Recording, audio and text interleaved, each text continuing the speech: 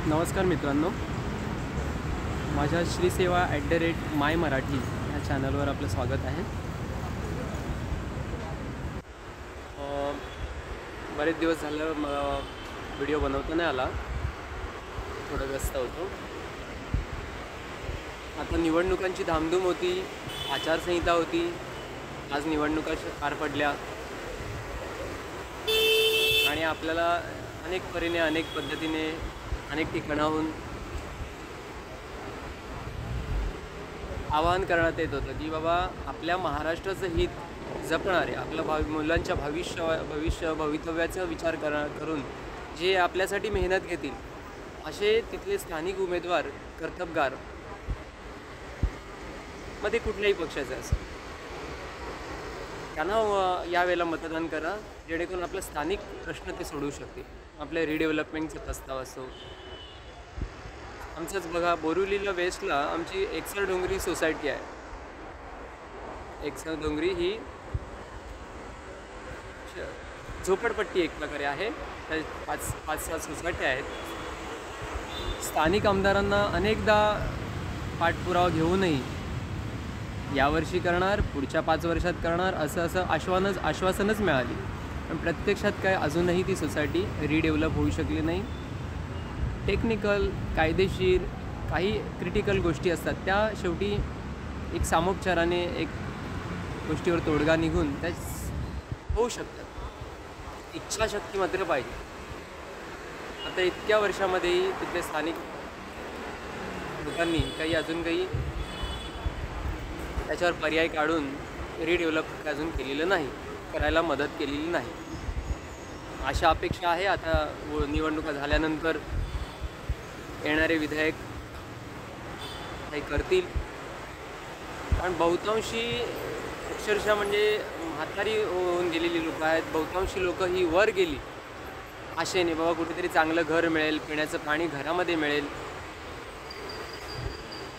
शौचालयाला जर बाहेर कधी कोरोना पिरियडमध्ये जे काही सोसावं लागलं, कोरोनानंतर तरी आम्हाला हे काहीतरी व्यवस्था होतील अशा आशेने, अपेक्षेने बरेचसे लोक आहेत, पण त्याच्यावर काही अजून सोल्युशन मिळत नाही. सरकारं येतात जातात, पण अशा काही मेन जे स्थानिक रहिवाशांचे प्रश्न असे हे तसेच्या तसेच वर्षानुवर्ष आहेत. बऱ्याचशा ठिकाणी काही सोसायट्या, काही एरिया असे बघायला आपल्याला मिळतील. येणाऱ्या सरकारकडनं, येणाऱ्या विधायकांकडनं अपेक्षा आहे या पुढील 5 वर्षाच्या आत तरी आम्हाला रिडेव्हलप होऊन मिळावे, विकास होऊन मिळावा, आणि जेणेकरून एक चांगलं सुसह्य घर राहायला मुलाबाळांना, आम्ही आमचा बहुतांश आयुष्य गेलं. माझ्यापेक्षाही काही वयोवृद्ध आहेत, काही आज नाही होत शौचालयाला बाहेर जायला होत, कोणी सोबत नसतं तरी पण धडपडत पडत जातात. विधी करायला गेलं तर तिथे पण प्रचंड घाण दुर्गंधी असते, प्रचंड पाण्याचाही प्रॉब्लेम असतो. या सगळ्या गोष्टी आहेतच. मग त्या अनुषंगाने रोगराई, गलिच्छ वस्ती, मग तिथल्या मुलांच्या सोबतीमध्ये चांगल्या मुलांच्याही सवयी बिघडतात, वाईट सवयी लागतात. या सगळ्या गोष्टी आहेत.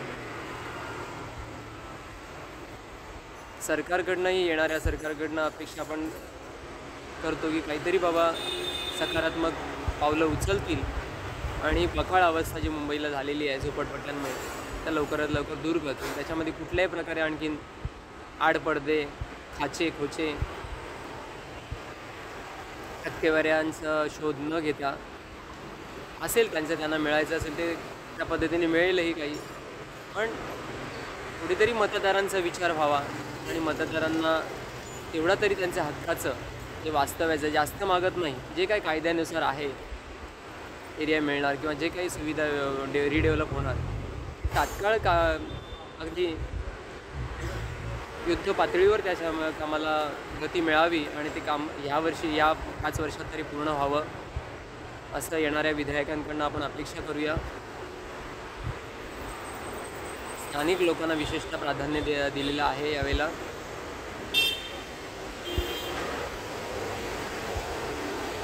आपापल्या परीने एकदा का ते मतदान झालं, निवडून आले की मग त्यांना त्यांच्याकडे सातत्याने पाठपुरावा करावा लागेल करायचा, मग नवीन असोत किंवा जुने. किंवा आपण वचनं काय दिली होती, गेली 5 नाही अक्षरशः 25 वर्ष अशीच गेली. पण रिडेव्हलपसारखा प्रस्ताव आहे, पुनर्विकास, झोपडपट्टी पुनर्विकास जे शक्य आहेत, जे चांगल्या आज बोरिवलीसारख्या एरियामध्ये पण आम्हाला एवढं रखडावं लागतं, एवढं रडावं लागतं आहे. मागच्या सोसायट्या रिडेव्हलप होऊन गेल्या, पण आम्ही इतक्या वर्षाच्या असून सुद्धा तशाच.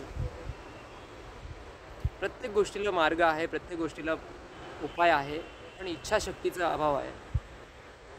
किंवा तिथे पुन्हा कुठे पहिलं प्राधान्य स्वार्थाला दिला जातो, अशा काही गोष्टी असतील की त्याला बाजूला सारून रिडेव्हलप व्हावं.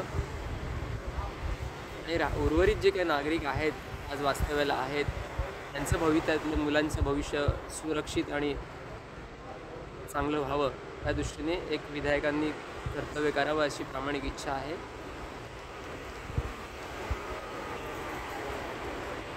बोरिवली पश्चिम गोविंदनगर त्याच्या मागे म्हणजे लागूनच एकसर डोंगरी यामध्ये बऱ्याचशा सोसायट्या येतात. शिवशक्ती आहे,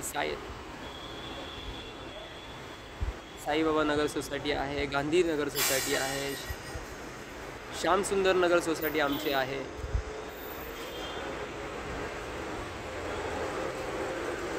एक नंबरची सोसायटी आहे. भले कार्यकारिणी वेगवेगळे असतील, काही थोडेफार मतभेद असतील, त्यांच्या मागण्या कशा असतील, त्याच्या सामोपचाराने कायद्याच्या चौकटीत बसून जे काही शक्य असेल, अगदी इच्छाशक्ती प्रामाणिक ठेवून विधायकांनी जे काही येतील निवडून, त्यांनी कृपया करून हा पुनर्विकास या 5 वर्षात करावा, करून द्यावा. आणि त्याच्यासाठी जे काही कायदेशीर सहकार्य आहे, जे काही तांत्रिक बाबी आहेत, जे काही डेव्हलपर्सना जे काही अडीअडचणी आहेत, त्या प्रामाणिकपणे सोडवून. पण तो वरचा बघतोय, कोणाचंही अति झालं तर त्याचं माती होतेच, याची कायम खुणगाट राखून त्या विधेयकांनी प्रामाणिकपणे कामं करावी. आणि मतदारांचा अंत सहनशक्तीचा बघू नये. पण पुढची 5 वर्ष पुन्हा आहेत, त्यावेळेला मतदार पण त्याप्रमाणे कौल देईल. राम नाईक नावाचे जे आमदार नंतर खासदार झाले, ते आमच्याच विभागातनं सातत्याने निवडून येत होते, कारण सातत्याने ते तशी कामं करत होते. पक्ष कुठलाही असो, जे काय निवडून येतील त्यांना प्रामाणिक विनंती आहे, नम्र विनंती आहे की आता तरी बहुतांशी लोक आशेने आणि वाट बघून आणि खितपत राहून त्या झोपडपट्ट्यांमध्ये रखडून त्रास भोगून गेले. आता तरी नम्र विनंती आहे, जे येणारे भावी आहेत, थोडं तरी काही पुण्य जमा करायचं असेल ना, तर ह्या गोरगरिबांचे आशीर्वाद मिळतील आणि चांगल्या प्रकारे हे रिडेव्हलप करण्याची संधी आहे आपल्याला. डेव्हलपर आणि यांना डेव्हलपर समन्वय समिती, इथले स्थानिक रहिवासी यांचं मनोमिलन करून आणि सक्षम असा डेव्हलपर मिळवून देऊन पण कृपया करून बोरिवलीच्या या मुख्य भागातल्या एकसर डोंगरीच्या भागाचा पुनर्विकास करावा अशी नम्र विनंती राहील त्यांना. जे येतील त्यांना आम्ही प्रत्यक्ष भेटून पण विनंती करूच. या माध्यमातून पुनर्विकास करण्याचं जे मुख्य काम आहे मुंबईमधलं, त्याच्याकडून हे कचऱ्याचा प्रचंड गटारांमध्ये नालेमध्ये टाकला जातो, भरलं जातात आणि तिथे शौचालयाची घाण असते, रोगराई वाढते. त्याच्याने मुलांना त्या वाईट संगती काही अतिरिक्त होतात.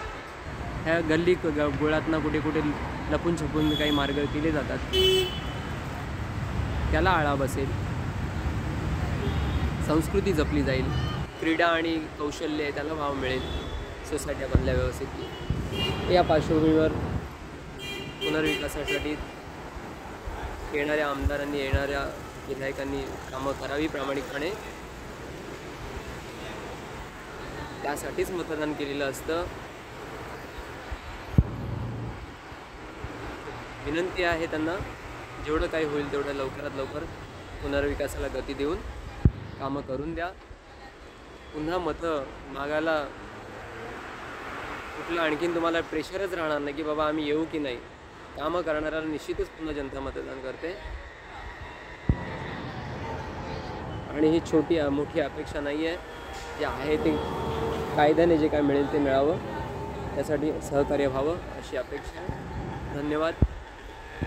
आपापल्याही विभागातल्या काही हे असतील त्या आमदारांना, त्या नगरसेवकांना, त्या कार्यकारी सरकारी यंत्रणा आहे त्यांच्याकडे पाठपुरावा सातत्याने घेऊन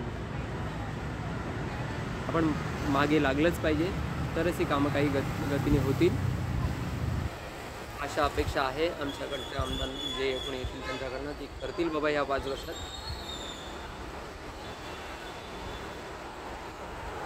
आपणही सोशल मीडियाच्या माध्यमातून अशा प्रकारे आपल्या विभागातल्या आवाज उठवावा.